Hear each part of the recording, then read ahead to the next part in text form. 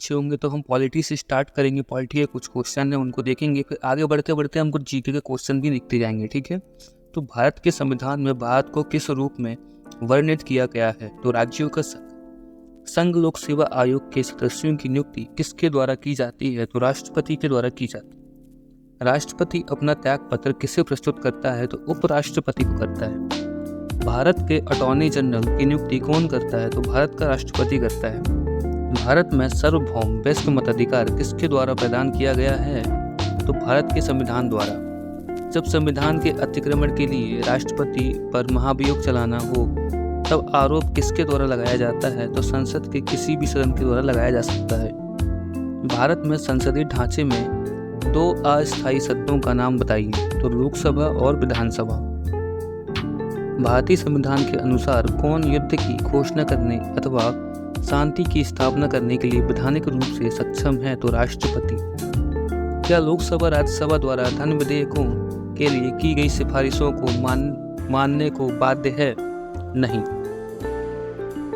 Lok Sabha speaker अपना पद कब छोड़ते हैं? मतलब कब छोड़ देगा वो? नई लोकसभा की प्रथम बैठक से ठीक पहले, ठीक है। भारत के संविधान के अनुच्छेद 352 के अधीन राष्ट्रपति द्वारा आपात उद्घोषणा कब की जा सकती है? तो मंत्रिपरिषद की लिखित परामर्श पर। लोकतांत्रिक संस्थाओं के विकास के लिए कौन सा कारक आवश्यक है? तो व्यक्तिगत अधिकारों के प्रति सम्मान। चलिए, ये कुछ जीके के अलग से क्वेश्चन है, ठीक है, तो मैं उनको भी पढ़ाऊंगा। 1857 की क्रांति के समय ब्रिटेन का प्रधानमंत्री कौन था? तो लॉर्ड पामर्स्टन था। भारतीय राष्ट्रीय कांग्रेस को अल्पमत का प्रतिनिधि किसने कहा था? तो लॉर्ड डफरिन ने कहा था। स्वतंत्रता प्राप्ति के समय भारतीय राष्ट्रीय कांग्रेस के अध्यक्ष कौन थे? तो आचार्य JB कृपलानी। पहले ब्रिटिश सम्राट जो भारत यात्रा पर आए, जॉर्ज पंचम। केसरी समाचार पत्र के संपादक कौन थे? तो बाल गंगाधर तिलक। शिमला सम्मेलन किस वायसराय के कार्यकाल में आयोजित किया गया? लॉर्ड बेबे। ईस्ट इंडिया एसोसिएशन की स्थापना कहाँ की गई थी? लंदन में की गई थी। साबरमती आश्रम की स्थापना महात्मा गांधी ने कहाँ की? तो अहमदाबाद में की। 1857 के विद्रोह को भारत का प्रथम स्वतंत्रता संग्राम किस इतिहासकार ने कहा है? VD सावरकर ने कहा है। गदर पार्टी का गठन कहाँ हुआ? सैन फ्रांसिस्को में हुआ।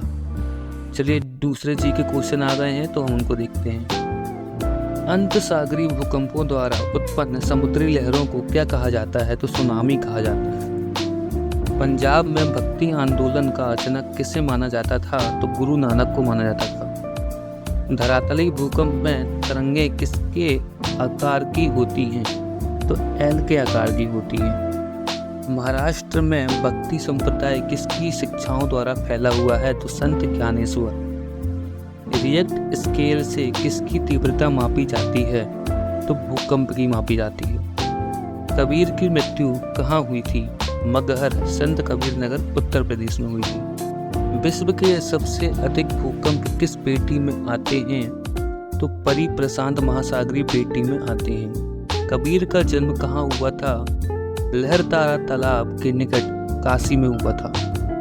सुनामी किस भाषा का शब्द है? तो जापानी भाषा का शब्द है। भक्ति आंदोलन के प्रतिपादक कौन थे? तो रामानुज आचार्य। चलिए, दूसरे जी के क्वेश्चन आ गए हैं। भारत के प्रमुख बंदरगाह। कांडला बंदरगाह पश्चिमी तट गुजरात में है। पारादीप पूर्वी तट उड़ीसा में है। JNPT पश्चिमी तट महाराष्ट्र में है। मुंबई पश्चिमी तट महाराष्ट्र। विशाखापट्टनम में पूर्वी तट आंध्र प्रदेश में है। चेन्नई पूर्वी तट तमिलनाडु में है। कोलकाता पूर्वी तट पश्चिम बंगाल में है। मैंगलोर पश्चिमी तट है, कर्नाटक में है। तूतीकोरन पूर्वी तट तमिलनाडु में है। मोरमुगाओ पश्चिमी तट गोवा में है। कोच्चि पश्चिमी तट है, ये केरल में है। कृष्णपत्तनम पोर्ट पूर्वी तट आंध्र प्रदेश में है। एन्नोर पूर्वी तट तमिलनाडु में है। तो ये थे आपके कुछ क्वेश्चंस। इसके आगे भी बहुत सारे क्वेश्चन है मेरे पास, तो उसको अगली वीडियो में लेके आऊँगा। तब तक के लिए धन्यवाद।